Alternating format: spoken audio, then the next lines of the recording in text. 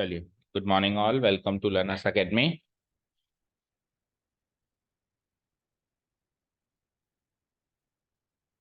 So the next chapter in our course is chapter number 7, integrals. इससे पहले हमने differentiation किया है, यानी डेरिवेटिव्स निकालने सीखे हैं। क्या निकालना सीखा है? डेरिवेटिव्स। एंड डेरिवेटिव से अब अपन पहुंचे हैं हाउ टू फाइंड इंटीग्रल्स। इसके बीच में से एक टॉपिक और है, application of derivatives. Application of derivatives, लेकिन उसका इंटीग्रल्स, डेरिवेटिव्स और इंटीग्रल्स की कंटिन्यूटी से कुछ लेना देना नहीं है। डेरिवेटिव्स, ठीक है ना। इसकी कंटिन्यूटी से कुछ लेना देना नहीं है। मतलब अगर एप्लीकेशन ऑफ डेरिवेटिव्स ना पढ़े तो इंटीग्रल्स नहीं पढ़ सकते, ऐसा कुछ नहीं है। ऐसा नहीं है कि ये तीनों चैप्टर से कंटिन्यूटी में होने चाहिए। ये एक डिफरेंट टॉपिक है। जो हमने डेरिवेटिव सीखा है उनको अप्लाई कहाँ करना है, बस सिंपल सी बात ये करेगा वो। 2-3 टॉपिक्स, वैसे 5 टॉपिक्स हैं, जो कुछ कटने के बाद 3-4 टॉपिक्स में वो अप्लाई होगा, तो उसके क्वेश्चन आएंगे, ठीक है। तो उसको स्किप करके एक बार अपन ने डेरिवेटिव सीखा है, क्योंकि वो सबसे लेंथी चैप्टर था फर्स्ट बुक में। तो जो सेकंड बुक में सबसे लेंथी चैप्टर है इंटीग्रल्स, उसको अपन खत्म, बड़े बड़े 2 चैप्टर्स खत्म हो जाएंगे, ठीक है। Okay fine. सो डेरिवेटिव से आ गए अब अपन इंटीग्रल्स। हटा देता हूँ मैं एप्लीकेशन ऑफ इंटीग्रल्स को।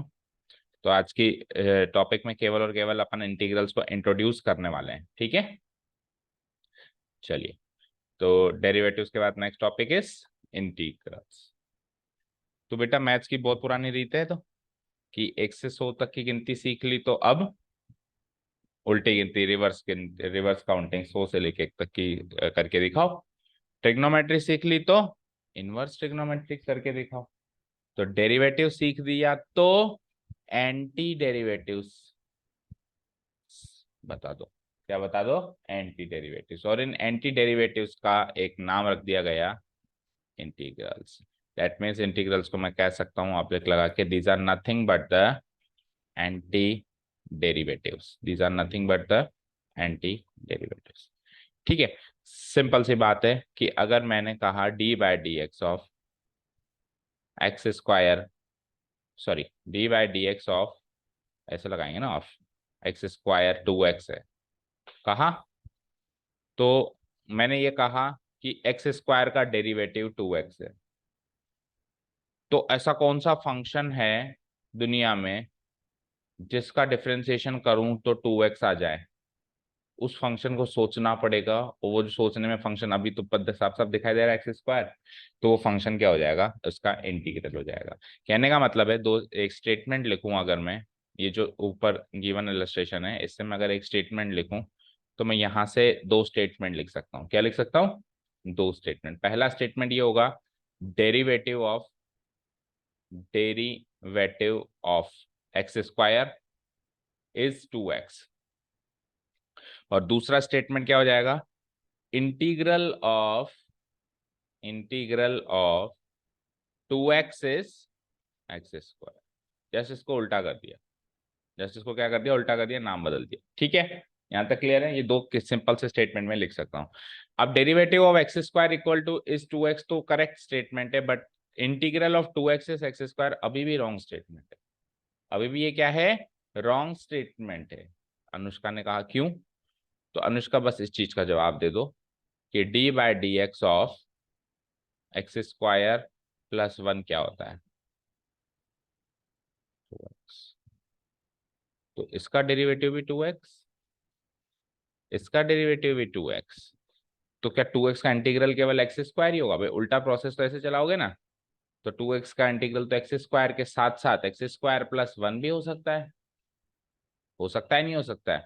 ये सारी की सारी बात मैं कह सकता हूँ, integral of 2x is x square plus 1। और अगर मैं 2 कर दूं तो वो भी हो सकता है, तो मैं एक्स स्क्वायर प्लस 2 भी कह सकता हूँ। यहाँ पे मैं वहां पे 10 कह दूं तो भी हो सकता है उसका डेरिवेटिव 2x। तो फिर 2x का इंटीग्रल एक्स स्क्वायर प्लस 10 भी चलेगा।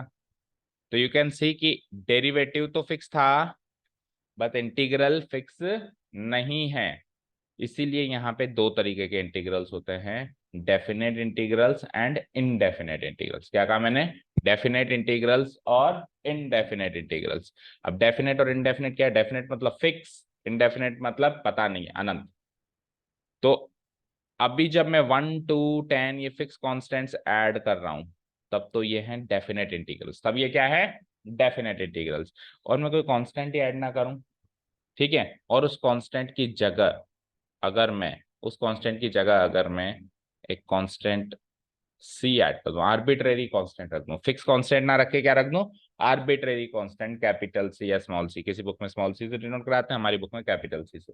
तो ये वाला जो पार्ट है ये है मेरा इनडेफिनेट इंटीग्रल। क्या है? Indefinite integral, indefinite integral. और ये जो सारे आ रहे हैं अभी और आ सकते हैं, ये पर्टिकुलरली एक एक की बात करें तो ये क्या है? Definite integrals. ये क्या है? Definite integrals. तो क्या समझे कि अगर हमारा इंटीग्रल का आंसर अगर अपन उसके उस आंसर के अंदर अगर अपन आर्बिट्रेरी कांस्टेंट रखते हैं तो उसको इंडेफिनेट इंटीग्रल, और फिक्स कांस्टेंट रखते हैं, पर्टिकुलर एक ही कांस्टेंट की बात करते हैं, सबकी फैमिली की बात नहीं करते हैं, तब वो है डेफिनेट इंटीग्रल। डन। अब पहले पोर्शन में अपन इनडेफिनेट इंटीग्रल्स की बात करेंगे, एंड फिर सेकंड पोर्शन में यानी कि लगभग half, more than half exercise खत्म हो जाएगी, उसके बाद फिर अपन डेफिनेट इंटीग्रल्स की बात करेंगे। अभी आधे से ज्यादा एक्सरसाइज में तो इनडेफिनेट इंटीग्रेशन की ही बात होगी, और उसकी बात होगी तो हर एक आंसर में सी सी सी सी सी सी रखा जाएगा। समझ गया ना? सी क्यों रख रहे हैं तो समझ आया? क्योंकि एक फंक्शन का डेरिवेटिव तो एक ही फंक्शन आ रहा है, लेकिन एक फंक्शन का इंटीग्रल एक फंक्शन नहीं आ रहा है, बहुत सारे फंक्शंस आ रहे हैं। क्योंकि 2x अकेले एक ही फंक्शन का डेरिवेटिव नहीं होता, बहुत सारे फंक्शन का डेरिवेटिव होता है, तो 2x का इंटीग्रल बहुत सारे फंक्शंस हो गए।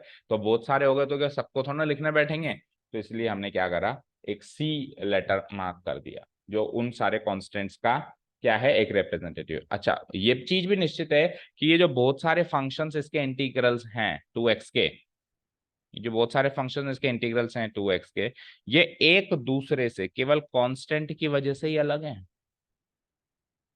और किसी चीज से ही अलग नहीं हो सकते। ऐसा नहीं हो सकता कि यहाँ एक्स स्क्वायर आ जाए, यहाँ एक्स क्यूब आ जाए, या यहाँ 2x स्क्वायर आ जाए, या एक्स स्क्वायर डिवाइड बाय 7 आ जाए ना। इनमें से किसी भी चीज से वो अलग नहीं हो सकते, वो केवल और केवल किससे अलग हो सकते हैं? कांस्टेंट क्वांटिटी से ही अलग होंगे। तो जिस कांस्टेंट क्वांटिटी को अपन इधर रखते हैं, चाहे से वो डेफिनेटली रख लें 1 2 3 4, चाहे से वो इनडेफिनेटली रख लें सी, उस कांस्टेंट क्वांटिटी को कहते हैं कांस्टेंट ऑफ इंटीग्रेशन। क्या कहते हैं? Constant of integration. जैसे क्वेश्चन आया कि ये फंक्शन है, इसका कांस्टेंट ऑफ इंटीग्रेशन पता करो, दैट मींस उसके आगे जो कांस्टेंट रखना है ये पता करो। इसको पता करने की भी टेक्निक हम धीरे धीरे अभी आगे बढ़ रहे हैं तो सीखेंगे। समझ गए क्या सारी बातें? ओके, ठीक है। अब ये तो हो गया इसका एक तरीके से अलजेब्रिक एस्पेक्ट, है ना। अब आज की क्लास में क्या करना है, एक तो अलजेब्रिक एस्पेक्ट तो हमने कर लिया, अब एक थोड़ा सा ज्योमेट्रिक एस्पेक्ट बता देते हैं, उसके बाद फिर कुछ फिक्स टर्मिनोलॉजी, फिक्स इंटीग्रल, जैसे कुछ स्टार्टिंग हमने डेरिवेटिव्स की क्या क्या करी थी, हालांकि डेफिनेट डिफरेंशिएशन से पहले तो हमारे पास कंटिन्यूटी ये सब था, और उसके बाद थोड़ा टाइम लगा, 3 4 क्लासेस लगी डेरिवेटिव्स तक आने थे। लेकिन यहाँ पे तो ऐसा कुछ है नहीं कि इससे पहले कुछ तैयारी करनी है अपने को। डिफरेंशिएशन से पहले की तैयारी तो थी कंटिन्यूटी डिफरेंशिएबिलिटी, लेकिन डिफरेंशिएशन के बाद तो जस्ट बाद इंटीग्रेशन है, तो यहाँ पे ऐसी कोई तैयारी नहीं है। तो आज की क्लास में अपन क्या डिस्कस करेंगे, फिक्स इंटीग्रल्स। क्या क्या डिस्कस करेंगे? जैसे वहां पे फिक्स्ड डेरिवेटिव्स थे, है ना, तो यहाँ पे क्या होंगे, फिक्स्ड इंटीग्रल्स होंगे। तो यहाँ तक पहुंचेंगे अपन, उससे पहले अपन ज्योमेट्रिक एस्पेक्ट को डिस्कस करने वाले हैं, ठीक है। अब ज्योमेट्रिक एस्पेक्ट देखो, इसका इसको रिलेट कर दूं, देखो।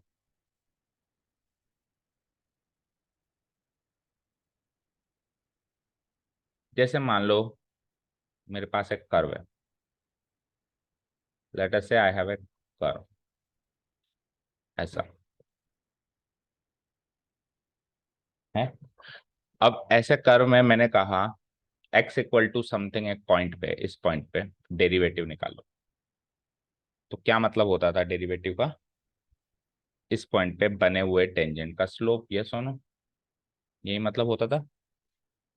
तो मैं यूं कह सकता हूं कि जब मैं कर्व को डिफरेंशिएट करता था तो मुझे एक टेंजेंट मिलती थी, या यूं कहूं एक स्ट्रेट लाइन मिलती थी, या यूं कह सकता हूं अनदर एक और एक कर्व मिलता था। एक कर्व को डिफरेंशिएट करने से एक दूसरा कर्व मिलता है ज्योमेट्रिकली। अल्जेब्रिकली तो एक फंक्शन है, लेकिन उसको ज्योमेट्री में लेके आए, 2D में लेके आए। जैसे linear equation in two variable geometric earth algebraically है, लेकिन जब उसको 2D में लेके जाते हैं ग्राफ पे, तब वो एक स्ट्रेट लाइन है।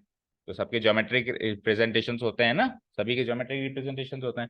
तो एक कर्व को अगर मैं ज्योमेट्रिकली डिफरेंशिएट करूं तो मुझे दूसरा कर्व मिलता है, ठीक है ना, और इसका डेरिवेटिव एक्चुअली इस दूसरे कर्व का स्लोप ही होता है।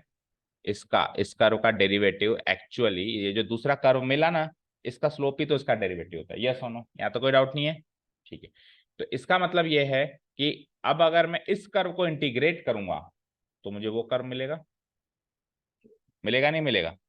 अब मुझे बताओ, हमने सीखा है कि जब एक लाइन के पैरेलल एक और लाइन बना दूं तो उन दोनों का स्लोप इक्वल होता है नहीं होता? तो इसका स्लोप और इसका स्लोप इक्वल है। अब इसका डेरिवेटिव क्या था, इस कर्व का डेरिवेटिव क्या था?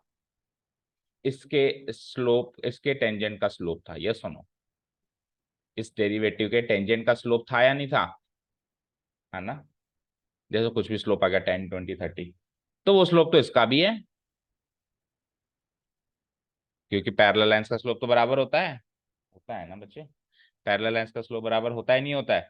तो अगर इसका डेरिवेटिव इस टेंजेंट का स्लोप है तो वही स्लोप इसका भी है, तो फिर इसका डेरिवेटिव तो ये भी होना चाहिए था, इसका डेरिवेटिव तो ये भी होना चाहिए था, मतलब कर्व हमको ये भी मिलनी चाहिए थी। समझ गए?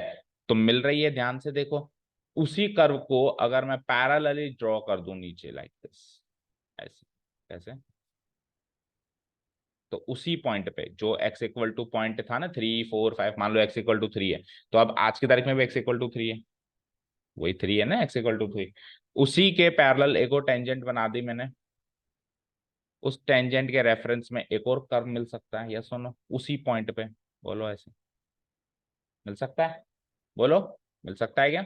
अभी भी देख लो, x इक्वल टू 3 पे ही मैंने थोड़ा सा अच्छे से नहीं बन पाया, अभी भी मैंने देखो x इक्वल टू 3 पे ही वो कर्व बनाई। और ऊपर चले जाओ, और एक टेंजेंट पैरेलल बना दो, ये लो, बना दी मैंने।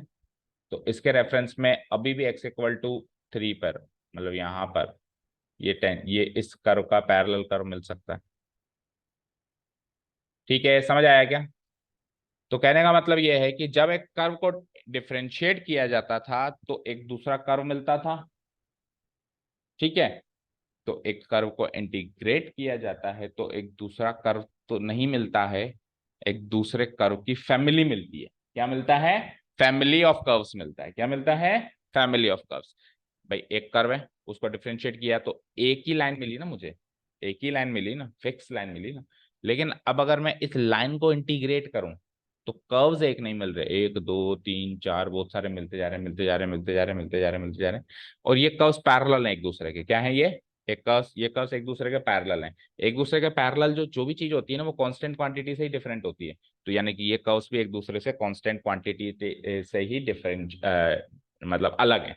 ये कर्व्स एक दूसरे से किस लिहाज से अलग हैं? इनकी कांस्टेंट क्वांटिटी से ही ये अलग है, इनकी इक्वेशन में जो कांस्टेंट क्वांटिटी आएगी। जैसे मान लो ये हो सकता है, फॉर एग्जाम्पल मैं कह सकता हूँ कि ये वाला कर्व तो है y इक्वल टू x² + 7, ये वाला कर्व है y इक्वल टू x² + 6, ये वाला कर्व है y इक्वल टू x² + 4। तो इनकी इक्वेशन में कांस्टेंट क्वांटिटी ही डिफरेंट होगी, क्योंकि ये सारे कर्व्स क्या हैं, एक दूसरे से पैरेलल है। ठीक है, तो इन शॉर्ट, एक कर्व को डिफरेंशिएट करेंगे तो एक कर्व मिलेगा, लेकिन एक कर्व को इंटीग्रेट करेंगे तो एक फैमिली ऑफ कर्व्स मिलेगा। क्या मिलेगा? Family of curves. जैसे ये कर्व है, इसको डिफरेंशिएट करा, एक ही टेंजेंट मिली, दैट्स इट।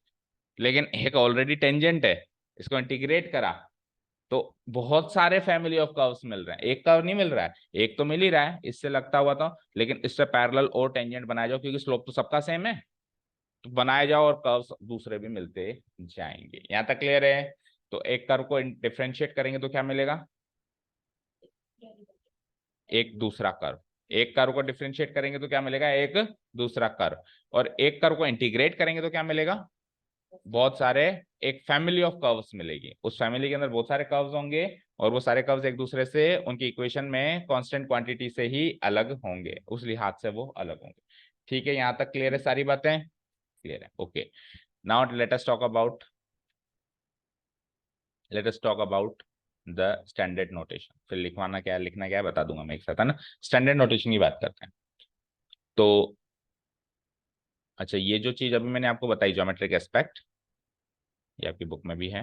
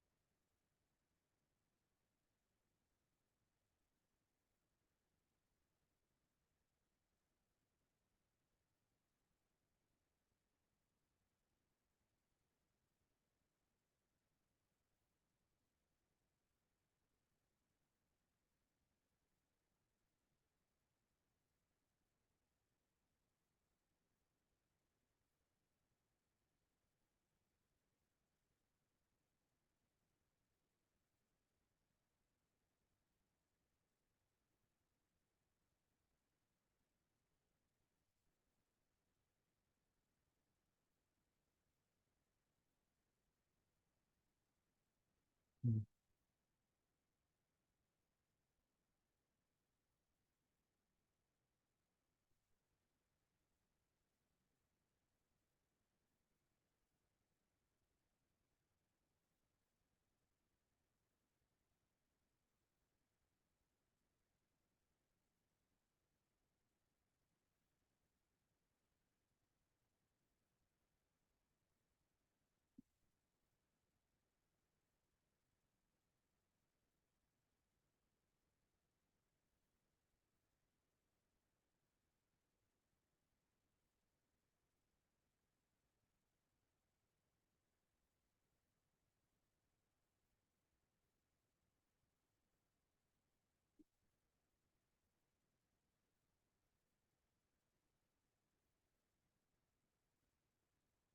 हम्म, अब देखो देखो चला गया।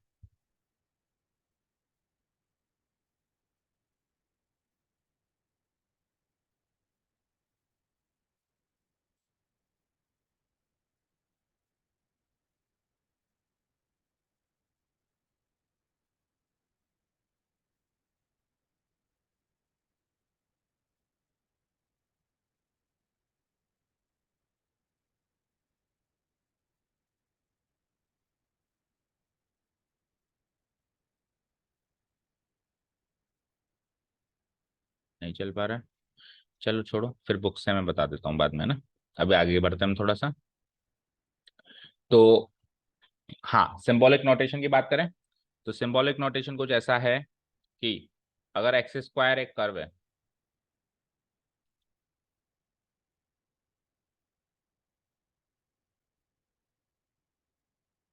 पूरा ही हैंग हो गया क्या?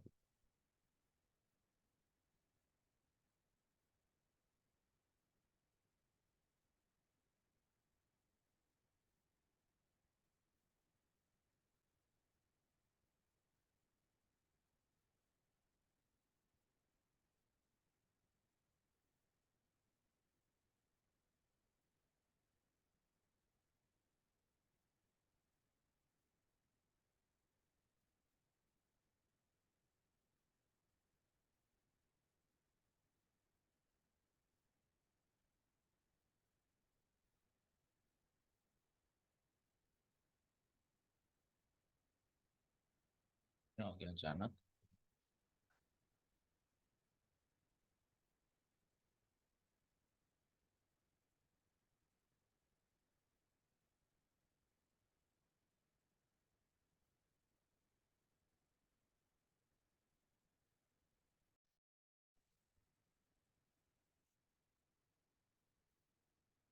चलो देखो, तो वो बुक में, न्यू बुक में नहीं है, देख लिया अपन ने ना कहीं पर भी वो वाला टॉपिक,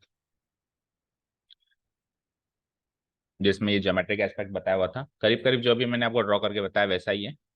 ठीक है, तो फिर मैं बता दूंगा आपको कौन कौन सा पार्ट नोट करना है इन द नोट्स। आगे बढ़ते हैं, सिंबॉलिक नोटेशन की बात करते हैं। ठीक है, सिंबॉलिक नोटेशन मतलब मैथमेटिकली कैसे लिख के बताएंगे, हमेशा स्टेटमेंट में थोड़ा ना लिख के बता सकते हैं इतना बड़ी सारी चीज।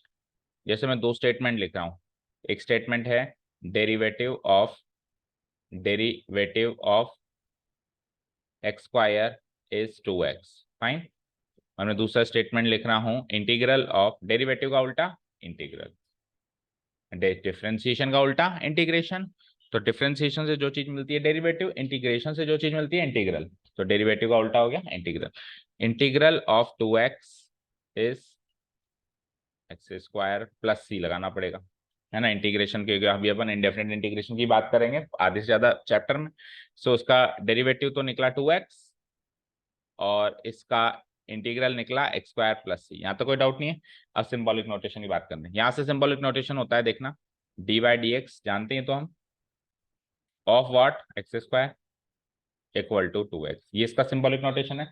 अब यहाँ पे देखना ध्यान से, ध्यान से, यहाँ पे 2x तो लिख दिया पहले मैंने, वहां पे एक्स स्क्वायर सवाल था, 2x उसका जवाब था। यहाँ पे 2x सवाल है और एक्स स्क्वायर प्लस सी उसका जवाब है, ये तो पता चल रहा है। लेकिन सर टू एक्स स्क्वायर के आगे ऑपरेटर अपन लगाया डी बाई डी, यहाँ क्या लगेगा?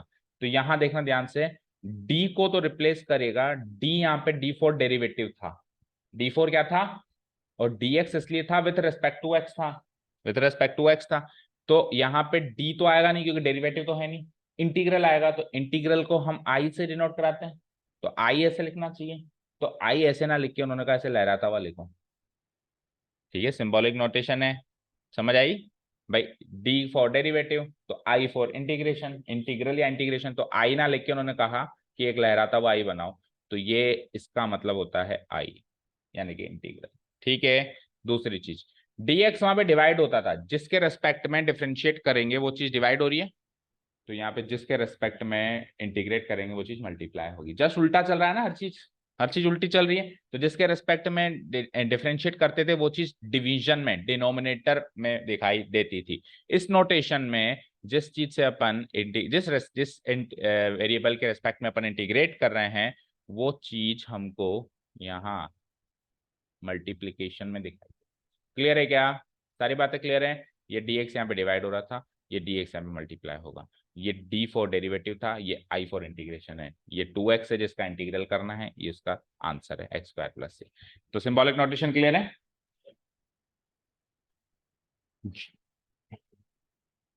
क्या?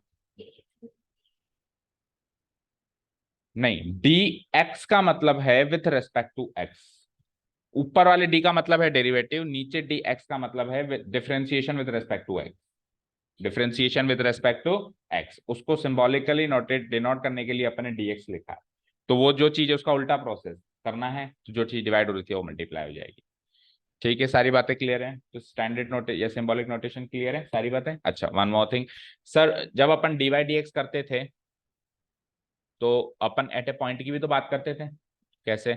D by d x of 2x square at some point like x equal to 3 4, ये भी तो बात करते थे अपन। या फिर fx के फॉर्म में कहूं तो fx का डेरिवेटिव अगर f डैश x है तो f डैश x के बाद फिर अपन f डैश 2 f डैश 3 की भी तो बात करते थे, एट ए पॉइंट की भी तो बात करते थे।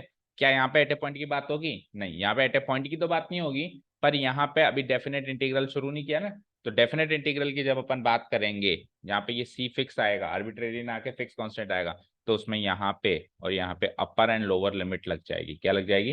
अपर, यानी इंटीग्रेशन एक इंटरवल में पॉसिबल है, डेरिवेटिव एट ए पॉइंट पॉसिबल है। उल्टा हो रहा है ना सब चीज, तो पॉइंट का उल्टा क्या होता है? एक क्या बोलते हैं इसको, पीरियड ऑफ इंटीग्रेशन या इंटरवल, इंटरवल बोल सकते हैं ना। पॉइंट का उल्टा इंटरवल, इंटरवल मतलब एक ड्यूरेशन और उसके अंदर एक फिक्स पॉइंट। तो डेरिवेटिव की बात फंक्शन की किसी फंक्शन का डेरिवेटिव करने के बाद एट ए पॉइंट की बात करी जाती थी, तो यहाँ पे इंटीग्रेशन करने के बाद एक पीरियड या एक इंटरवल की बात करी जाएगी। जब उसकी बात करी जाएगी तो वो डेफिनेट इंटीग्रल हो जाएगा। क्या हो जाएगा? वो डेफिनेट इंटीग्रल हो जाएगा। वो अभी आधे ज्यादा चैप्टर खत्म हो फिर बात करेंगे। यानी अभी तो आपको यहाँ पे कोई upper limit and lower limit नहीं दिखाई देगी, फिर कोई अपर लिमिट लोअर लिमिट जैसे 3 4 5 6 10 से लेके 30, 30 से लेके 100, ऐसे लिमिट्स अपने को दिखाई देंगी। उसमें क्या होगा फिर अपन बाद में देखेंगे। क्लियर है यहाँ तक? हाँ। हम्म।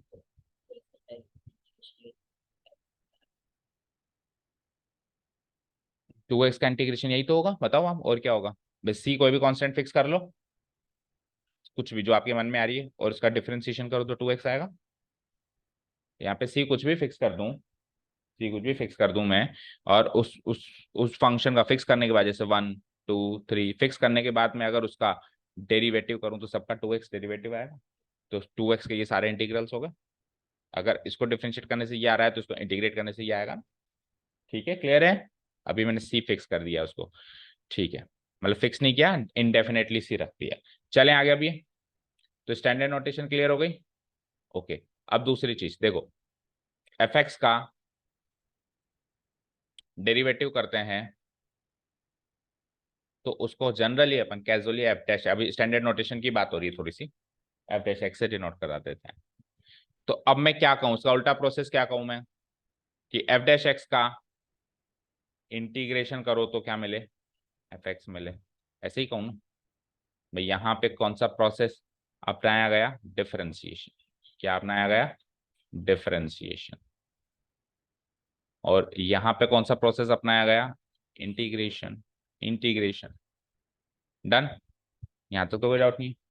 अब सुनो, एफ एक्स का डिफरेंशिएशन तो एफ डैश एक्स से डिनोट करा दिया गया, लेकिन किसी फंक्शन का, जैसे सपोज करो मैंने कहा भी इसको डिफरेंशिएट करो, कोई फंक्शन दे दिया मैंने कहा कि एक्स स्क्वायर को डिफरेंशिएट करो, क्या करो, डिफरेंशिएट।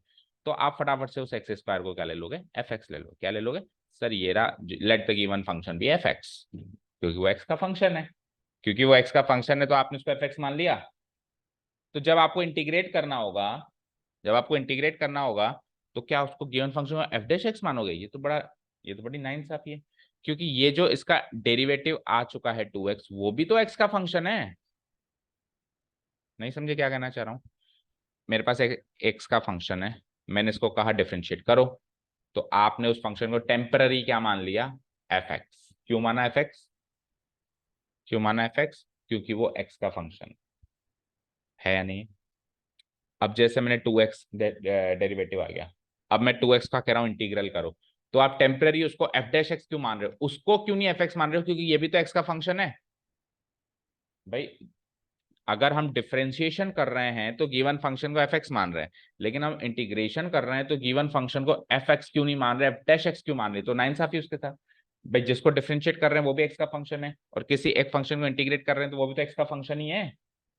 तो आप ऐसे क्यों सोच रहे हो कि डिफरेंशिएट करने के बाद एफ डैश एक्स मिला है? हम ऐसे मान लेना कि ये ओरिजिनली भी तो एक्स का फंक्शन ही है, तो हम उस फंक्शन को भी तो एफ एक्स मान सकते हैं।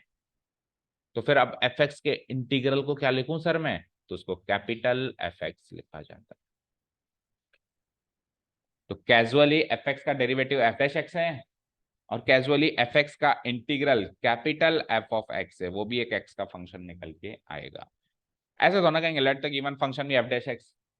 ये तो बड़ा अजीब सा नहीं लगेगा? स्टेटमेंट की शुरुआत, मतलब क्वेश्चन की शुरुआत हम एक स्टेटमेंट से लिख रहे हैं, वहां पे तो हम लिख देते थे let the given function be f x, तो differentiating both side with respect to x we get f dash x equal to जो भी आंसर आ जाता था। अब ऐसे बिल्कुल ऐसे उल्टा प्रोसेस नहीं फॉलो कर सकते हैं ना, बिल्कुल ऐसे आए उसको जस्ट ऐसे करते हैं, उल्टा कर दें, जो ऐसे आए उसको ऐसे कर दें, let the given function be f dash x. ये लिखना तो गलत होगा। तो अब अभी भी अपन उसको लेट द गिवन फंक्शन भी एफ एक्स ही मानेंगे, क्योंकि किसी का डेरिवेटिव करो या किसी का इंटीग्रल करो, डेरिवेटिव से इंटीग्रल पे मतलब किसी फंक्शन का डेरिवेटिव करके उसका डेरिवेटिव है मेरे पास, लेकिन अब हो गया ना डेरिवेटिव, अब ये जो फंक्शन है ये भी तो एक एक्स का ही फंक्शन है, तो उसको आगे प्रोसेस करने के लिए जो भी उसका करना है आगे, उसको भी तो एफ एक्स माना जा सकता है ना।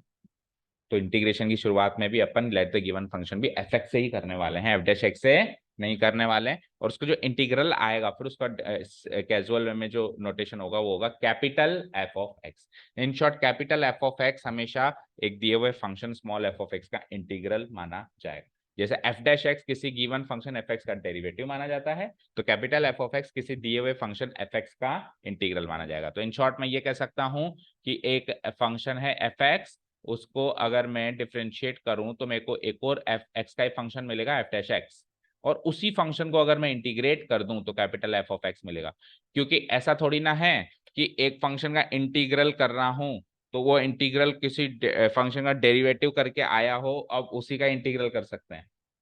भाई एक फंक्शन है एक्स स्क्वायर, उसका डेरिवेटिव क्या है 2x, तो क्या हमेशा 2x का इंटीग्रेशन थोड़ी ना होगा, उस एक्स स्क्वायर का भी तो इंटीग्रेशन हो सकता है, किसी का भी इंटीग्रेशन हो सकता है ना। तो बस ऐसे ऐसे ही साइकिल थोड़ा ना घूमेगी, कोई फंक्शन आ गया आप उसका इंटीग्रेशन करना ही है ना। ठीक है ना, तो एक ही फंक्शन है, लाइक यही एक ही फंक्शन है एक्स स्क्वायर, उसका डेरिवेटिव भी हो सकता है, उसका इंटीग्रेशन भी हो सकता है। अभी सीखेंगे टेक्निक है ना। तो जब डेरिवेटिव करेंगे तो उसका जो आंसर आएगा उसको एफ डैश एक्स से डिनोट करेंगे, जब इंटीग्रेट करेंगे तो उसका आंसर जो आएगा उसको कैपिटल एफ ऑफ एक्स से हम डिनोट कराएंगे। यहाँ जैसे एफ डैश एक्स तो आ गया 2x, तो कैपिटल एफ ऑफ एक्स पे भी कुछ आएगा, एक्स क्यूब बाय 3 आएगा, अभी बताऊंगा कैसे आएगा। तो एक ही फंक्शन का डेरिवेटिव और इंटीग्रेशन दोनों चीज की जा सकती है, प्लस सी भी लिखना पड़ेगा। ठीक है, क्लियर है क्या? सारी बातें क्लियर है यहाँ तक? चलो अब फाइनली लास्ट टॉपिक है कि जैसे स्टैंडर्ड डेरिवेटिव्स थे, डिफरेंशिएशन प्रोसेस को स्टार्ट करने के लिए हमारे पास कुछ स्टैंडर्ड डेरिवेटिव्स थे, अभी अपन स्टैंडर्ड इंटीग्रल सीखेंगे, है ना। अच्छा उससे पहले ये टर्मिनोलॉजी और इसकी मीनिंग्स सीख लें फटाफट। वैसे तो मैंने आपको बता दिया है कैजुअली, बट बुक को भी एक बार रीड करना जरूरी है ना। देखो सबसे पहले सिंबल्स, टर्म्स या फ्रेसेस, इस चीज का मतलब क्या होता है, integral of f x with respect to x. जैसे उस चीज का मतलब क्या होता था, d by d x of f x का मतलब क्या होता था, differentiation of f x with respect to x. तो इस सिंबल का मतलब क्या होता है, सिंबल है, सिंबॉलिक नोटेशन। इसका मतलब क्या होता था, इंटीग्रल ऑफ जो फंक्शन है एफ एक्स और आगे इनटू डीएक्स हो गया ना, तो इसका मतलब ये नहीं कि उसको गुणा कराना है, इसका मतलब है विथ रिस्पेक्ट टू एक्स। इस सिंबॉलिक नोटेशन में जो अंदर वाला फंक्शन है इसको इंटीग्रैंड बोला जाता है। क्या बोला जाता है? जैसे अपन डिवीजन प्रोसेस करते थे तो जिसको डिवाइड करते थे उसको डिविडेंड बोलते थे, इसको क्या बोलते थे? डिविडेंड। तो सिमिलरली जिसको इंटीग्रेट करेंगे उसको इंटीग्रैंड बोलते हैं, जिस फंक्शन को इंटीग्रेट करेंगे, समझ गए? और ये अगर x का फंक्शन है तो x को बोला जाएगा वेरिएबल ऑफ इंटीग्रेशन। किस वेरिएबल के रिस्पेक्ट में आप इंटीग्रेट कर रहे हो? x के रिस्पेक्ट में कर रहे हो तो मैं कह दूंगा वेरिएबल ऑफ इंटीग्रेशन x है, वेरिएबल ऑफ इंटीग्रेशन x है, ठीक है। और जो कांस्टेंट नंबर c आएगा उसको बोलेंगे constant of integration. Any real number c considered as constant function, है ना? ठीक है, तो वेरिएबल ऑफ इंटीग्रेशन और कांस्टेंट ऑफ इंटीग्रेशन क्लियर है। जिस फंक्शन का हम इंटीग्रेशन कर रहे हैं वो फंक्शन किस वेरिएबल का है उसको हम कहेंगे, या यूं कहूं कि किसी फंक्शन को अगर अपन इंटीग्रेट कर रहे हैं तो किसके रेस्पेक्ट में कर रहे हैं, कौन से वेरिएबल के रेस्पेक्ट में कर रहे हैं, वो वेरिएबल कहलाएगा वेरिएबल ऑफ इंटीग्रेशन। और उसके आंसर में जो एक कांस्टेंट आर्बिट्ररी कांस्टेंट सी या एक फिक्स कांस्टेंट 1 2 3 4 5 निकल के आते थे, वो सारे कांस्टेंट्स क्या कहलाएंगे? Constant of integration. वो एक आर्बिट्ररी कांस्टेंट भी निकल सकता है, वो एक फिक्स कांस्टेंट भी निकल सकता है, ठीक है। आगे बढ़ो। इंटीग्रेट करने का मतलब होता है फाइंड द इंटीग्रल। इंटीग्रेट, मैंने कहा इंटीग्रेट करो उस फंक्शन को, यानी इसका इंटीग्रल निकालो। जैसे मैं कहता था डिफरेंशिएट करो तो उसका मतलब क्या होता था? इसका डेरिवेटिव निकालो। तो वैसे मैं कहूंगा इंटीग्रेट करो तो इसका मतलब इसका इंटीग्रल निकालो, ठीक है। अब वही चीज अभी जो मैंने आपको कही, देखो एक चीज इसको पढ़ लो, integration is nothing but the process of finding the integral. That means integrate, find the integral, और इंटीग्रेशन एक प्रोसेस है, एक, एक, एक कुछ भी मान लो, एक मैथमेटिकल प्रोसेस है जिसके तहत अपन उस फंक्शन का इंटीग्रल निकालते हैं। जैसे मैं कहूंगा integrating both side with respect to x, तो मैंने एक प्रोसेस लगाया उससे उसका इंटीग्रल मिला, ओके। अच्छा जी, किसी एफ ऑफ एक्स नाम, हमेशा एफ डैश एक्स का इंटीग्रल होगा ऐसा तो जरूरी नहीं है ना।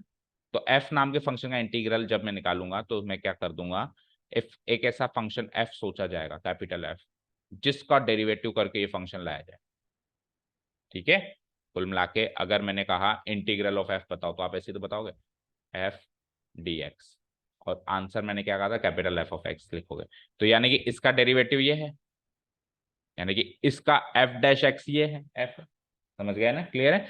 तो मैंने कहा ना कि एफ फंक्शन का इंटीग्रल बताओ, तो आप एक कैपिटल एफ एक ऐसा फंक्शन सोचना है आपको जिसका डेरिवेटिव करके वो जो क्वेश्चन में दिया हुआ फंक्शन है वो बनाया जा सके। वो जो आपने फंक्शन सोचा वही इसका इंटीग्रल, और क्योंकि वो भी एक्स का फंक्शन है तो उसको कैपिटल एफ ऑफ एक्स से डिनोट करा दिया गया। Okay done. तो टर्मिनोलॉजी क्लियर है बेटा? चलें आगे। ओके, अब आ जाओ डेरिवेटिव्स एंड देयर इंटीग्रल्स, ठीक है। तो कुछ एक डेरिवेटिव्स हमने स्टार्ट चैप्टर के स्टार्टिंग में सीखे थे डिफरेंशिएशन में, तो कुछ एक इंटीग्रल्स अपन यहाँ, लेकिन उनसे काम नहीं चला था। आगे कुछ भी और भी टेक्निक्स थी, यहाँ पे भी इनसे काम नहीं चलेगा, और भी टेक्निक्स हैं, और यहाँ पे टेक्निक्स ज्यादा है। यहाँ पे टेक्निक्स क्या है? ज्यादा है। वहां पे क्या थी? टेक्निक्स कम थी, फॉर्मूले याद करने के ज्यादा थे, है ना। यहाँ पे क्या होंगी? फॉर्मूले तो है ही सही, लेकिन उससे ज्यादा टेक्निक्स होंगी। उसका कारण ये है कि देखो एक सिंपल सा लॉजिक देता हूं मैं आपको। मैंने आपको कहा मैंने आपको कहा cos x का इंटीग्रल बताओ, ध्यान से सुनना, cos x dx का इंटीग्रल बताओ। तो आपने सोचा यार एक ऐसा फंक्शन क्या सोच लूं मैं जिसका डेरिवेटिव cos x होता है, तो किसका डेरिवेटिव cos x होता है? sin x का। तो फिर cos x का इंटीग्रल sin x हो जाएगा। भाई साइन एक्स का डेरिवेटिव cos x है तो cos x का इंटीग्रल sin x हो जाएगा। लेकिन अब मैं आपको कहूं ये बताओ, तो अब इसका cos x का इंटीग्रल तो आप sin x इसलिए जल्दी से बता पाए क्योंकि cos x जो क्वेश्चन पूछा गया वो फंक्शन किसी न किसी का डेरिवेटिव डायरेक्ट याद है, लेकिन किसी न किसी फंक्शन का direct derivative cos square x थोड़ा ना याद है आपको। कोई ऐसा फंक्शन तो नहीं याद किया था जिसका डेरिवेटिव फिक्स है cos स्क्वायर एक्स होता है।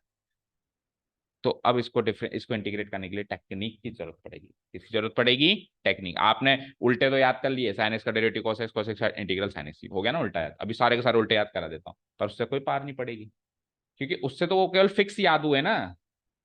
उसके अलावा मैंने कह दिया cos स्क्वायर एक्स।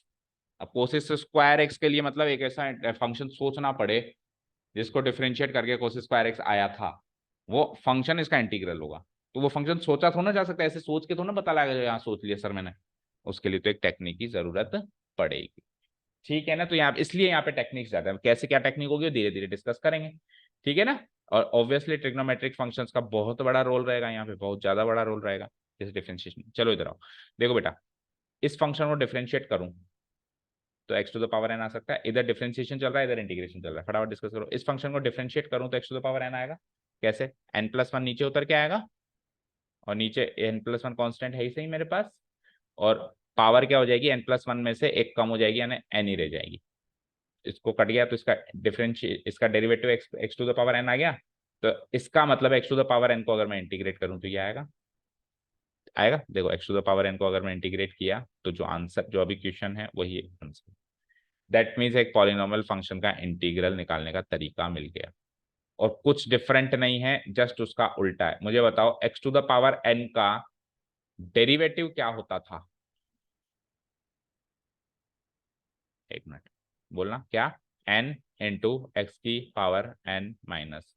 क्या करते थे आप? जो ऊपर पावर है वो नीचे उतर जाती थी, तो उसका जब मैं इंटीग्रेशन करूंगा, ठीक है ना, जब मैं इसका इंटीग्रेशन करूंगा तो ये पावर मल्टीप्लाई हो रही थी, अब ये पावर क्या हो जाएगी, डिवाइड हो जाएगी। पहली चीज। दूसरी चीज, इसका जो आंसर होता था उसमें पॉलिनोमियल फंक्शन की पावर एक कम हो जाती थी, अब इसकी पावर एक बढ़ जाएगी। उसमें n का n माइनस वन रह जाता था, जैसे एक्स स्क्वायर का 2x, एक्स क्यूब का x square, x to the power 5 का एक्स टू द पावर 4 ही रह जाता था। यहाँ बढ़ जाएगा, एक्स स्क्वायर का एक्स क्यूब बनेगा, एक्स क्यूब का एक्स टू द पावर 4 बनेगा, एक्स टू द पावर 10 का 11 बनेगा, और जो पावर ऊपर है वो उसी से डिवाइड करना पड़ेगा। सिंपल सा लॉजिक है। वहां पे क्या होता था, नीचे आ जाती थी, एक पावर कम होगी, जो पावर ऊपर होती थी वही नीचे आ जाती थी। यहाँ पर मल्टीप्लाई हो जाती थी, यहाँ पे डिवाइड होगी, लेकिन डिवाइड कौन सी पावर होगी, जो ऊपर रखी हुई है वो की वही सेम नीचे डिवाइड होगी। तो x to the power n का इंटीग्रेशन याद हुआ क्या? बोलो क्या हुआ? X to the power divided by जो ऊपर है वही नीचे। जैसे मैंने कहा, चलो अब बताओ एक्स स्क्वायर का इंटीग्रल क्या होगा? अभी भी बताया भी था मैंने, पावर बढ़ाओ और जो ऊपर है वही नीचे लगा दो, मतलब डिनोमिनेटर उसको उसी पावर से इसको डिवाइड कर दो, वेरी इजी। और प्लस सी तो लगाना ही है। क्लियर है? चलो, तो पहली चीज याद हुई, x to the power n का इंटीग्रल याद हुआ। ऑब्वियसली यहाँ पे एन माइनस वन ही ले सकते हैं, नहीं तो डिवाइडेड बाय जीरो हो जाएगा। तो सर फिर एन माइनस वन हो तो, यानी कि एक्स की पावर माइनस वन हो तो उसका डेरिवेट, इसका इंटीग्रल क्या होगा, अभी नीचे डिस्कस हो जाएगा। क्योंकि ये यहाँ नहीं ले सकते तो ये आएगा तो उसका होगा क्या, उसको भी तो डिस्कस करना जरूरी है। ओके फाइन, आओ। हाँ बोलो, जाना है? अ, क्या? ठीक है, जाओ। D by d x of x one होता है। अब ये तो इसी का पर्टिकुलर केस है अलग से। भाई D by d x of x one होता है, तो वन का इंटीग्रेशन एक्स होगा। अब वन का इंटीग्रेशन कैसे लिखूंगा मैं? इंटीग्रेशन क्या बता दूं? टाइम अब क्या करें, फिर शाम को बुलाना पड़ेगा, और कोई तरीका ही नहीं है ना। ठीक है, तो इसका इंटीग्रेशन वन होगा, तो इसको कैसे लिखूंगा? वन डॉट डी एक्स, और इसका इंटीग्रेशन एक्स हो गया तो मैंने लिख दिया एक्स, ऐसे लिखूंगा। अब वन इंटू डी एक्स को मैं सिंपली डी एक्स भी लिख सकता हूँ। ठीक है, तो एक स्पेशल केस बन गया कि integration d x equal to x, integration d x equal to x, integration d t equal to t, integration d y equal to y, जो भी इधर है वो आंसर आ जाएगा। और प्लस सी तो सब में लगना ही। ठीक है, ये इसी का पर्टिकुलर केस है, कुछ अलग डिफरेंट नहीं है। ओके ना, चलते हैं आगे। हाँ जी, आ जाओ। अब ट्रिग्नोमेट्रिक, 6 ट्रिग्नोमेट्रिक फंक्शंस को डिस्कस करते हैं जो हमने वहां डिस्कस किए थे। तो साइन एक्स का डेरिवेटिव कॉस एक्स था, तो अभी अभी मैंने बताया कॉस एक्स का इंटीग्रल साइन एक्स हो जाएगा, प्लस सी तो लगाना ही है। अब सुनो, कॉस एक्स का डेरिवेटिव क्या था? Minus sine x. तो ये माइनस इधर लगा दूं तो माइनस कॉस एक्स का डेरिवेटिव क्या होगा? Sine x. तो यानी कि साइन एक्स का इंटीग्रल क्या हो जाएगा? Minus cos x. तो सर, हम जब डेरिवेटिव सीख रहे थे तब तो हमने cos x का डेरिवेटिव सीखा था, अब आप माइनस cos x का क्यों सिखा रहे हैं? क्योंकि अगर मैं cos x का सिखाऊं आपको तो आंसर माइनस साइन एक्स आता है, तो फिर इंटीग्रेशन माइनस साइन एक्स का याद रखना पड़ेगा। इंटीग्रेशन माइनस साइन एक्स ऐसे क्यों याद रखूं मैं फॉर्मूला तो ऐसे याद रखूंगा ना, इंटीग्रेशन साइन एक्स। समझ गए ना? क्लियर है? इसलिए डेरिवेटिव cos x का ना करके मैं माइनस cos x का करके दिखा रहा हूं, और माइनस cos x का डेरिवेटिव अगर sin x है तो sin x का इंटीग्रल माइनस cos x है। ठीक है, आ जाओ। tan x का डेरिवेटिव sec स्क्वायर x होता था, तो sec स्क्वायर x का derivative anti derivative tan x होगा, सिंपल सी बात है। और प्लस सी तो लग गया। सिमिलरली cot x का derivative minus cos x square x होता था, तो माइनस cot x का derivative plus cos x square x हो गया, तो plus cos x square x का इंटीग्रेशन माइनस cos x हो जाएगा, प्लस सी। जस्ट उल्टा प्रोसेस फॉलो हो रहा है। sec x का sec x tan x होता था, तो sec x tan x का sec x हो जाएगा। एंड इधर आ जाओ, प्लस cosec x का minus cosec x cot x होता था, तो माइनस cosec x का plus cosec x cot x होगा, तो plus cosec x cot x इसका integral minus cosec x plus C हो जाएगा। ठीक है। तो इन शॉर्ट इंटीग्रेशन में डिफरेंशिएशन में अपन ये याद रखते थे तो कि जो सी सी वाले फंक्शंस हैं उनका डिफरेंशिएशन नेगेटिव आता है। भाई ये प्लस प्लस प्लस कर दूं तो आंसर माइनस माइनस माइनस। हमने क्या याद रखा कि जिस जो फंक्शन सी से स्टार्ट हो रहा है, ट्रिग्नोमेट्रिक फंक्शन सी से स्टार्ट हो रहा है, तो उसका डेरिवेटिव नेगेटिव आएगा, ये याद रखा हमने। अब इधर क्या याद रखेंगे कि जिसका आंसर सी में आ रहा है उसके आगे नेगेटिव लगेगा। उसमें सवाल में सी होता था, इसमें जवाब में सी है। ठीक है। जैसे इसका जो भी फंक्शन होगा पहले तो मैं उसका इंटीग्रेशन कर दूंगा, कर दिया। अब आंसर जो है वो सी में आया कि वो चेक करूंगा, आया तो नेगेटिव लगा दो, नहीं आया तो पॉजिटिव। ठीक है। जैसे आंसर सी में आया नेगेटिव, आंसर सी में आया नेगेटिव, आंसर सी में, डन। तो 6 ट्रिग्नोमेट्रिक फंक्शंस क्लियर, बोलो। तो अब 6 इनवर्स ट्रिग्नोमेट्रिक फंक्शंस लगे आप। तो साइन इनवर्स एक्स का डेरिवेटिव ये होता था। तो ऐसा कोई एक्सप्रेशन अगर मैं इधर रख दूं तो उसका इंटीग्रल साइन इनवर्स एक्स होगा। सर डीएक्स क्यों रखा? जब मैं इंटीग्रेशन करूंगा इसका ऐसे इनटू डीएक्स, तो डीएक्स बन जा डीएक्स, इसको शॉर्ट में ऐसे लिख दिया गया। तो integration dx divided by root 1 minus x square क्या हो जाएगा? साइन इनवर्स एक्स, और प्लस सी तो लगना ही है।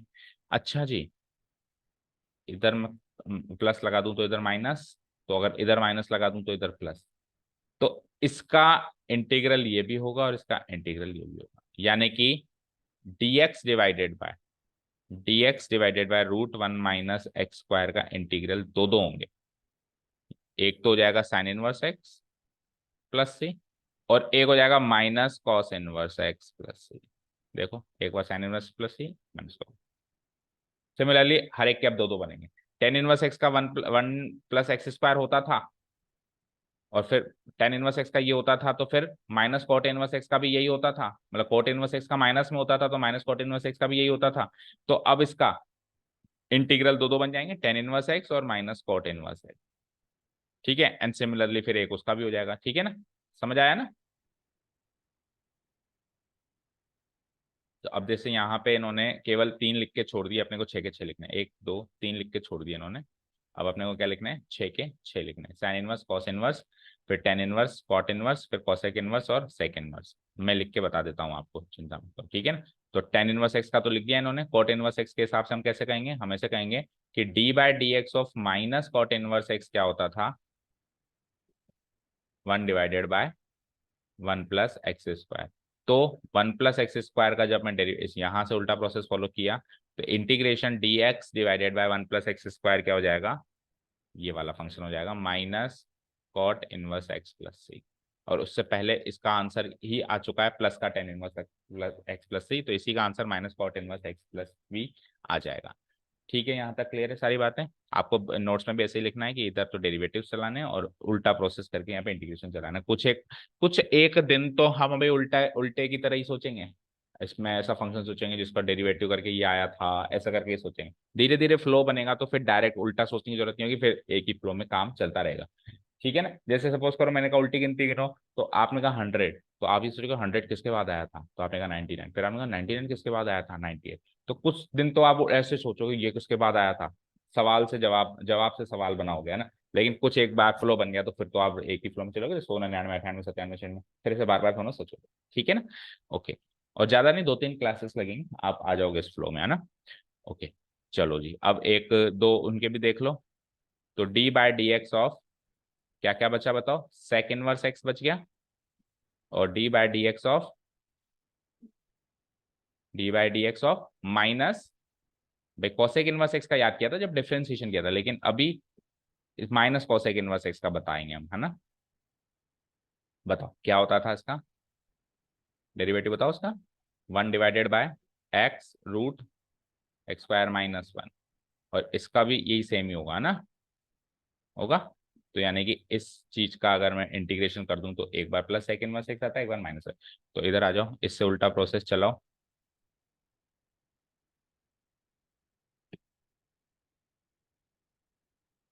इसका उल्टा प्रोसेस चलाओ, इम्प्लाइज, सो इंटीग्रेशन, इसको इंटू डीएक्स करेंगे तो ऊपर डीएक्स आ जाएगा, dx divided by x root x square minus 1 के दो आंसर्स हो जाएंगे। एक तो हो जाएगा sec inverse x plus C, और एक हो जाएगा minus cosec inverse x plus C. वही लॉजिक है कि आंसर अगर सी में आ रहा है तो नेगेटिव, आंसर में सी आना चाहिए। वही 6 ट्रिग्नोमेट्रिक फंक्शंस में भी वही रूल चल रहा है और 6 इनवर्स ट्रिग्नोमेट्रिक फंक्शंस में भी रूल चलेगा कि जब आंसर सी में आए तब आप नेगेटिव लगाओ, अगर आंसर सी में ना आए तो फिर पॉजिटिव रहने दो। वहां क्या चलता था, सी वाले फंक्शंस को डिफरेंशिएट करें तो आंसर नेगेटिव आता था, यानी सवाल में सी होता था, चाहे से 6 ट्रिग्नोमेट्रिक। वहां पर भी ऐसे ही होता था कि चाहे से 6 ट्रिग्नोमेट्रिक ले लूं या चाहे से 6 इनवर्स ट्रिग्नोमेट्रिक ले लूं, यहाँ पर भी यही होगा, चाहे से 6 ट्रिग्नोमेट्रिक ले लें या 6 के 6 ही इनवर्स ट्रिग्नोमेट्रिक ले लें, आपको जवाब में सी चाहिए, सी वाला फंक्शन चाहिए, सी से स्टार्ट होने वाला, तो वो नेगेटिव हो जाएगा। डन। चलो अब आ जाओ कुछ और फंक्शंस की बात करते हैं। तो e to the power x का derivative e to the power x होता था ना। तो e to the power x का इंटीग्रल भी e to the power x होगा, बस प्लस सी तो लगेगा ही लगेगा, वेरी इजी। ओके, अब आ जाओ log एक्स का डेरिवेटिव क्या होता था, तो आप समझ चुके होंगे। 1/x का इंटीग्रेशन क्या होगा, 1/x का इंटीग्रेट, और 1/x इंटू डी एक्स लिखेंगे तो शॉर्ट में इसको dx/x भी लिख सकते हैं।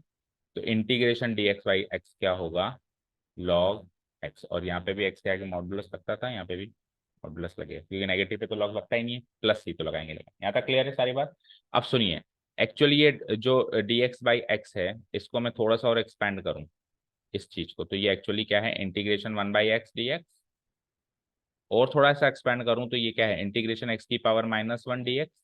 तो अभी अभी मैंने आपको पहला ही जब रूल बताया, पहला ही डायरेक्ट इंटीग्रल याद करवाया, तो मैंने आपको कहा था ना n की वैल्यू -1 मत लेना, क्योंकि n की वैल्यू -1 है तो उसका फिक्स इंटीग्रल है log x। उसको पॉलिनोमियल फंक्शन के रूल से सॉल्व नहीं करना, क्योंकि अगर उसको पॉलिनोमियल फंक्शन के रूल से सॉल्व करेंगे तो समथिंग डिवाइडेड बाई 0 बन जाएगा। जैसे मैंने कहा x की पावर -1 है, तो इसको इंटीग्रेट करो, इसको क्या करो, इंटीग्रेट। अब आपने अगर पॉलिनोमियल फंक्शन के हिसाब से इसको सॉल्व किया तो क्या करते आप, x की पावर -1 पावर बढ़ाते और जो ऊपर है वही नीचे लिखते, तो क्या होता है, ये तो चलो ऊपर तो x की पावर 0 हो जाता लेकिन नीचे भी 0 हो जाता, तो ये तो एक नॉट डिफाइंड फंक्शन हो जाता ना। तो x की पावर -1 को पॉलिनोमियल फंक्शन के रूल के हिसाब से नहीं इंटीग्रेट किया जाता, x की power n+1 divide by n+1, वो रूल n की वैल्यू -1 के लिए एप्लीकेबल नहीं है। फिर सर ऐसा फंक्शन आ जाए तो उसका इंटीग्रल क्या करें, कैसे, फिक्स है ना बेटा, लॉग एक्स याद करो ना, तो रूल ही क्यों लगाते हो, फिक्स ही याद करो ना, x की पावर n की वैल्यू -1 है, x की पावर n में अगर n की वैल्यू -1 है तो उसका इंटीग्रल फिक्स है, लॉग मॉडुलस x। ठीक है, डन। ओके, चलते हैं आगे, एक दो फंक्शन और रह गए, ठीक है ना। लॉग मॉडुलस एक्स का ये है, तो 1/x dx log modulus x है। ओके, अब ये फाइनली एक फंक्शन और देखो, a to the power x का डेरिवेटिव क्या होता था, एक तो ये का यही इनटू लॉग है, ठीक है। अब सुनो, तो ये लॉग ए मैं यहाँ पे भी लगा सकता हूँ, इधर मल्टीप्लायर कांस्टेंट ही तो है, कांस्टेंट को इधर उधर कहीं भी घुमाओ, तो यानी कि इस टाइप के फंक्शन का डेरिवेटिव जो होगा, तो इस टाइप के फंक्शन का इंटीग्रल क्या हो जाएगा, ये हो जाएगा। सर इस टाइप के फंक्शन का क्यों डिफरेंशिएशन कर रहे हो, वहां तो आप a to the power x का करते थे, अभी आप a to the power x log a का क्यों कर रहे हो, क्योंकि अगर मैं ऐसा नहीं करूं तो फिर मुझे लॉग ए अगर मैं यहाँ लगाऊं तो फिर मुझे इंटीग्रल इस टाइप के फंक्शन का याद करना पड़ेगा। अब इस टाइप के फंक्शन का इंटीग्रेशन कौन याद करता है भाई, एक्सपोनेंशियल फंक्शन का इंटीग्रेशन याद करना है तो a to the power x का याद करना पड़ेगा। भी प्रॉब्लम यह है कि डिफरेंशिएशन करा जब मैंने किसी फंक्शन का, जो डेरिवेटिव मिला वो कई बार कुछ कांस्टेंट का प्रोडक्ट मिला, कुछ कांस्टेंट्स किसी में मल्टीप्लाई हो रहा है, जैसे लॉग ए मल्टीप्लाई हो रहा है, ऐसे कुछ कर करके मिला, तो वो जो मिला उसको थोड़ा याद कर सकते हैं कि उसका इंटीग्रल ये है, वो तो एक अजीब सी स्ट्रक्चर में है ना। तो उसको थोड़ा सा सिंप्लीफाई करने के लिए अब अपन डेरिवेटिव उसका ये था तो किसका क्या होगा ऐसे सोच, पे ए टू द पावर एक्स का डेरिवेटिव क्या था, उसमें लॉग ए यहाँ लगता था, लॉग ए यहाँ लगता था, तो a to the power x divided by log a का derivative simply a to the power x होगा। अब यहाँ से उल्टा याद रखना आसान है ना कि ए टू द पावर एक्स का इंटीग्रल ये है, ठीक है। और चलो टेक्निक वाइज भी बात करें तो देखो, a to the power x का डेरिवेटिव जब मैं करता था तो a to the power x क्या करता था, लॉग ए। अब देखो a to the power x का जब मैं इंटीग्रल करूंगा तो क्या करूंगा, a to the power x divided by log a, वहां पे लॉग ए से मल्टीप्लाई करता था, डिवाइड कर दूंगा, प्लस सी तो लगना ही लगना है, very easy. A to the power x का derivative a to the power x into log a to the power x का integral a to the power x divided by log a, और plus सी तो लगना ही लगना, उधर into log ए इधर divide by log ए, ठीक है, क्लियर, समझ में आया। ओके, अब कुछ प्रॉपर्टीज हैं जो हमने, अब काफी इजी सी प्रॉपर्टीज है, मतलब कॉमन सेंस टाइप की प्रॉपर्टीज है, इनका बस हमको रीडिंग लगानी है ना। रीडिंग लगाओ। ये नहीं, चलो देखते जाओ फटाफट। देखो, process of differentiation and integration एक दूसरे के इनवर्स प्रोसेस होते हैं, ठीक है ना। इसका इलस्ट्रेशन नहीं लग रहा है, हम केवल प्रॉपर्टीज को रीड कर रहे हैं, ठीक है, क्लियर है। अभी पुरानी बुक में काफी अच्छे से दिया हुआ था, इन्होंने अलग अलग अलग अलग करके दे रखा है, ठीक है। देखो, दो अलग अलग इंटीग्रल्स जिनके डेरिवेटिव सेम है, वो हमको एक फैमिली ऑफ कर्व्स देते हैं, ठीक है ना। तो वो दो अलग अलग इंटीग्रल्स इक्वालेंट माने जाते हैं, यानी कि एक्स स्क्वायर प्लस सी में अपने सी की वैल्यू डाल दूं, एक्स स्क्वायर प्लस वन और एक्स स्क्वायर प्लस टू, तो दो इंटीग्रल्स मिले ना मुझे, ये दोनों इक्वालेंट माने जाएंगे, यानी कांस्टेंट अलग होते ही आप उसका उस इंटीग्रल को अलग हो गया ऐसा नहीं कहोगे। ये करीब करीब एक ही है, कांस्टेंट ही तो अलग है, वैसे तो अलग है, देखा जाए तो पर्टिकुलरली अलग है। कर्व जो मिलेगा वो कुछ अलग मिलेगा, कुछ अलग मिलेगा, लेकिन ये पैरेलली मिलेंगे तो इन दोनों कर्व्स को हम इक्वालेंट कह सकते हैं, ठीक है ना। करीब करीब बराबर, इक्वल। इक्वल और इक्वालेंट का फर्क क्या होता है? इक्वल मतलब एग्जैक्ट बराबर, इक्वालेंट मतलब करीब करीब बराबर, तो करीब करीब बराबर ही माना जा सकता है, ठीक है। नेक्स्ट पढ़ो।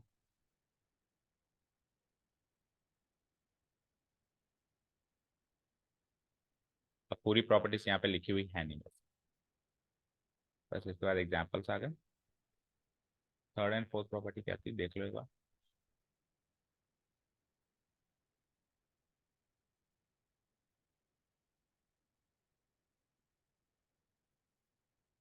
फोर्थ आ गई, थर्ड। हाँ जी। दो फंक्शन के सम का जब अपन इंटीग्रेशन करेंगे, तो जैसे डेरिवेटिव्स में अपन उसको अलग अलग कर देते थे, इसमें भी हम इसको अलग अलग कर देंगे। यानी अलजेब्रा ऑफ डेरिवेटिव्स में क्या होता था, प्लस माइनस में अलग अलग हो जाता था, मल्टीप्लाई डिवाइड में नहीं हो सकता था।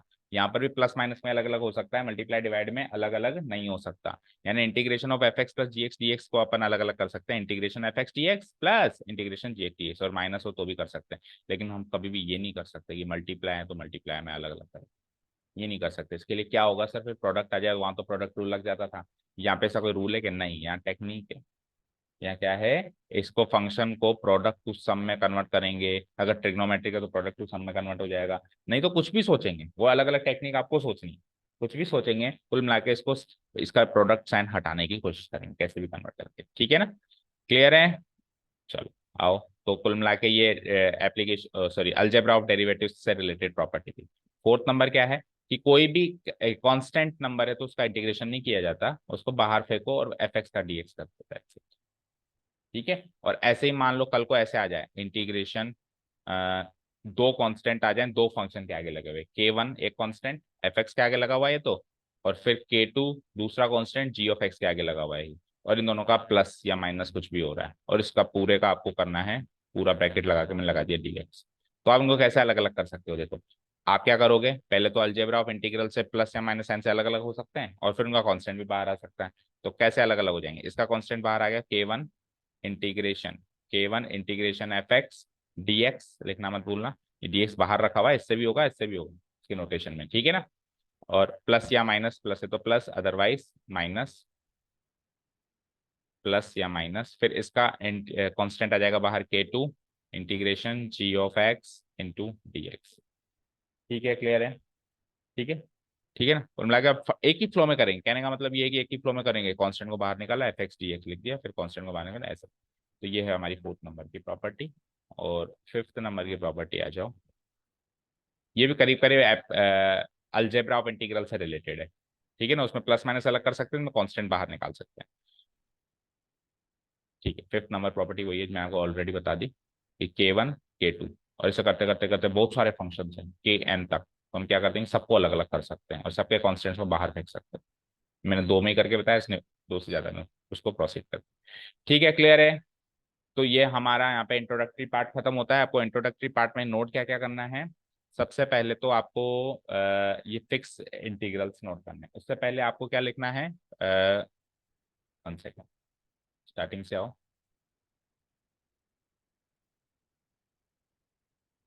ठीक है।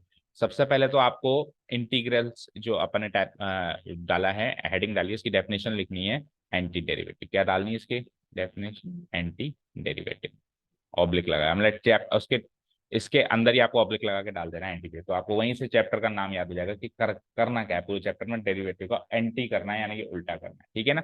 उसके बाद फिर आपको लिखना है कि derivative of derivative of f x equal to f dash x होता है, तो integral of f x capital f of x होगा। ठीक है, डन। और ये तो पर ये तो नोटेशन है, ये तो नोटेशन में ये नहीं कहना चाह रहा था, ये कह दिया मैंने गलती से। मैं ये कहना चाह रहा था आप ऐसे कहेंगे कि डेरिवेटिव ऑफ एफ एक्स अगर जी ऑफ एक्स है, मतलब एक फंक्शन है ना, if derivative of f x is g of x, वो तो नोटेशन पे आ गया। Then then integral of then integral of g of x क्या हो जाएगा, एफ ऑफ एक्स हो जाएगा। अभी तो अपन स्टार्टिंग में तो इंट्रोडक्शन में तो उल्टा काम करके दिखाएंगे ना, ऐसे उल्टा काम करके दिखाएंगे। समझ में आया? अगर derivative of f x equal to g of x है तो integral of g of x क्या हो जाएगा, एफ ऑफ एक्स हो जाएगा।